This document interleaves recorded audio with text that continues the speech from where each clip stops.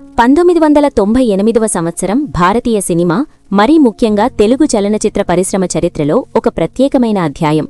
ఒక పక్క సాంకేతిక పరిజ్ఞానం కొత్త పుంతలు తొక్కుతున్న సమయం, మరోపక్క పాత మూస ఫార్ములాలు మెల్లగా తమ ప్రాభావాన్ని కోల్పోతున్న తరుణం.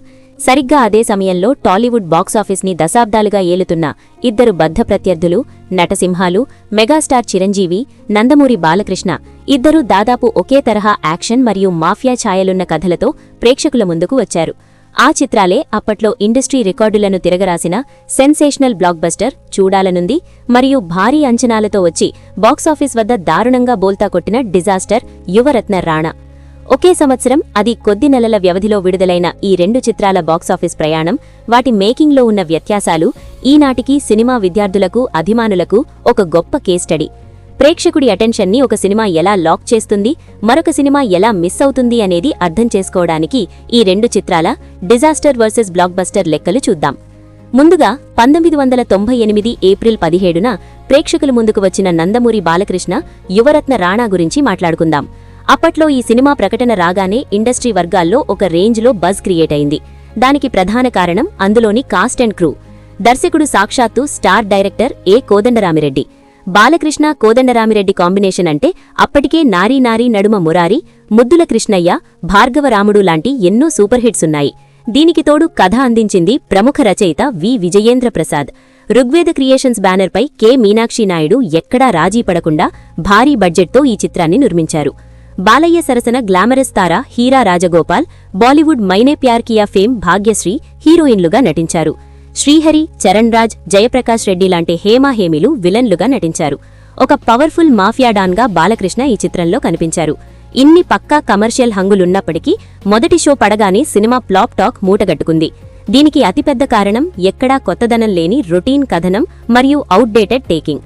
ఒక మాఫియా డాన్ తన శత్రువుల మీద పగ తీర్చుకోవడం, మధ్యలో పల్లెటూరి పిల్లగా హీరా ఎంట్రీ, డాక్టర్గా భాగ్యశ్రీ ట్రాక్, ఇవన్నీ ప్రేక్షకులకు ఏ దశలోనూ ఆసక్తిని కలిగించలేకపోయాయి. విజయేంద్ర ప్రసాద్ కథలో ఒక బేసిక్ ప్లాట్ ఉన్నా కోదండరామిరెడ్డి అప్పటికే తన పాత ఫార్ములా డైరెక్షన్కే కట్టుబడి ఉండటంతో స్క్రీన్ మీద విజువల్స్ చాలా రొటీన్గా అనిపించాయి. ఫైట్స్లో కూడా పాత పద్ధతులే కనిపించాయి తప్ప అప్పటి ట్రెండ్కి తగ్గ స్టైల్ లేదు. ఇక కోటి అందించిన సంగీతం కూడా సినిమాను కాపాడలేకపోయింది. అప్పట్లో ఒకట్రెండు పాటలు వినడానికి బాగానే ఉన్నా జనాలను థియేటర్ల వైపు పరుగులు పెట్టించే మ్యాజిక్ ఆ ఆల్బంలో మిస్ అయింది. ఫలితంగా ఓపెనింగ్స్ మినహా కొద్ది రోజుల్లోనే కలెక్షన్లు దారుణంగా పడిపోయాయి. డిస్ట్రిబ్యూటర్లు భారీగా నష్టపోయారు. ఒక బలమైన హీరో, ఒక పెద్ద డైరెక్టర్ ఉన్నంత మాత్రాన ప్రేక్షకుడికి కొత్తదనం ఇవ్వలేకపోతే రిజల్ట్ ఎంత ఘోరంగా ఉంటుందో యువరత్న రాణా డిజాస్టర్తో ఇండస్ట్రీకి అర్థమైంది. సరిగ్గా ఈ సినిమాకొక 4 నెలల తర్వాత ఆగస్టు 27, 1998న బాక్సాఫీస్ బరిలోకి దిగింది మెగాస్టార్ చిరంజీవి చూడాలనుంది. అప్పటికే హిట్లర్, మాస్టర్ లాంటి సినిమాలతో మంచి ఫామ్లో ఉన్న చిరంజీవి తన స్టార్డమ్ని పక్కన పెట్టి ఒక యువ దర్శకుడు గుణశేఖర్కు అవకాశమిచ్చారు. వైజయంతి మూవీస్ బ్యానర్పై స్టార్ ప్రొడ్యూసర్ సి అశ్వినీదత్ ఈ చిత్రాన్ని అసాధారణమైన బడ్జెట్తో నిర్మించారు. టాలీవుడ్ చరిత్రలోనే చూడాలనుంది మేకింగ్ పరంగా ఒక ట్రెండ్ సెట్టర్. చిరంజీవి సరసన మహానటి సౌందర్య, అంజలా జవేరి కథానాయకులుగా నటించారు. ప్రకాష్ రాజ్, బ్రహ్మాజీ కీలక పాత్రలు పోషించారు. రాణాతో పోల్చి చూస్తే ఈ రెండు చిత్రాల మధ్య ఉన్న తేడా మేకింగ్, టెక్నాలజీ వాడకం, విజువల్స్లో అడుగడుగునా కనిపిస్తుంది. చూడాలనుంది సినిమాలో గుణశేఖర్ ఎంచుకున్న కలకత్తా బ్యాక్డ్రాప్ ప్రేక్షకులను ఒక కొత్త ప్రపంచంలోకి తీసుకెళ్లింది. మాఫియా అంటే కేవలం కత్తులు పట్టుకుని నరకడం కాకుండా దాన్ని చాలా స్టైలిష్గా ప్రెజెంట్ చేశారు. ఆర్ట్ డైరెక్టర్ తోట తరణి కోట్లు ఖర్చు పెట్టి వేసిన కలకత్తా వీధులు, ఆ హౌరా బ్రిడ్జ్ సెట్ అప్పట్లో ఒక visual wonder. Shekhar V Joseph cinematography ఒక హాలీవుడ్ సినిమా చూస్తున్న ఫీలింగ్ కలిగించింది. ఇక యాక్షన్ సీక్వెన్స్ల విషయానికొస్తే ట్రైన్ ఎపిసోడ్లో చిరంజీవి చేసిన ఫైట్, క్లైమాక్స్ యాక్షన్ ప్రేక్షకులకు గూస్ బంప్స్ తెప్పించాయి. కాస్ట్ అండ్ క్రూ పర్ఫార్మెన్స్లో కూడా చూడాలనుంది ద మాస్టర్ క్లాస్ అని చెప్పాలి. రాణాలో విలన్లు రొటీన్గా అరుస్తూ పాత విలనిజంని చూపిస్తే, చూడాలనుందులో ప్రకాష్ రాజ్ పోషించిన సూర్యభాయ్ క్యారెక్టర్ టాలీవుడ్కు ఒక సరికొత్త విలనిజంని పరిచయం చేసింది. సూర్యభాయ్ మేనరిజమ్స్, డైలాగ్ డెలివరీ సినిమాను మరో స్థాయికి తీసుకెళ్లాయి. బ్రహ్మానందం, సుధాకర్ల కామెడీ ట్రాక్ వర్కౌట్ అవడం సినిమాకు ప్లస్ పాయింట్.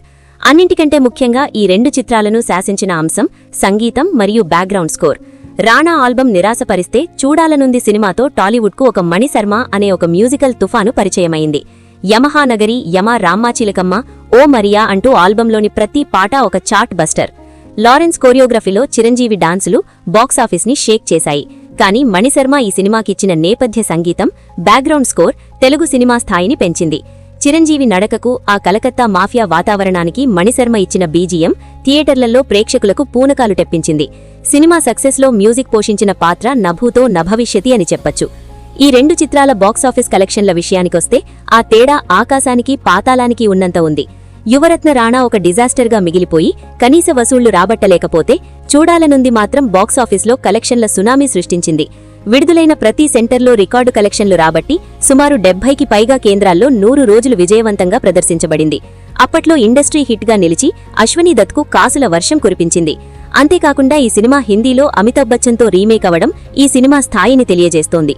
చివరిగా విశ్లేషిస్తే ఒకే జెనర్, ఒకే ఏడాది, ఇద్దరు అగ్రహీరోలు, కానీ ఫలితాలు వేరు. ఒక సినిమా మేకింగ్ మరియు ప్రెజెంటేషన్ అనేది ప్రేక్షకుడి అనుభవాన్ని ఎలా మారుస్తుంది అని చెప్పడానికి ఇదొక ఖచ్చితమైన ఉదాహరణ. రాణా సినిమా గతం తాలూక నీడల నుండి బయటపడలేక పాత మూస విధానాన్ని నమ్ముకుని పరాజయాన్ని మూటగట్టుకుంది. దర్శకుడు మారుతున్న ట్రెండును క్యాచ్ చేయలేకపోవడం, స్క్రీన్ ప్లేలో ఇంటెన్సిటీ లోపించడం దానికి ప్రధాన కారణాలు. కానీ చూడాలనుంది అలా కాదు. సినిమాకి టెక్నాలజీ తోడైతే, యువ దర్శకుడి సరికొత్త విజన్కు ఒక మెగాస్టార్ మద్దతు ఉంటే, విజువల్స్కు తోడు మ్యూజిక్ ప్రాణం పోస్తే రిజల్ట్ ఎలా ఉంటుందో నిరూపించింది. ప్రేక్షకుడి నాడిని పట్టుకోవడంలో, వారిని ఆద్యంతం అలరించడంలో మేకింగ్ వాల్యూస్దే పైచెయ్యి అని ఈ రెండు చిత్రాల కమర్షియల్ ప్రయాణం టాలీవుడ్కు ఒక గొప్ప పాఠం నేర్పించింది. ఒక సినిమా ఎలా తీయకూడదో యువరత్న రాణా చెప్తే, ఎలా తీసి బాక్సాఫీస్ని కొల్లగొట్టాలో చూడాలనుంది అద్భుతంగా చూపించింది.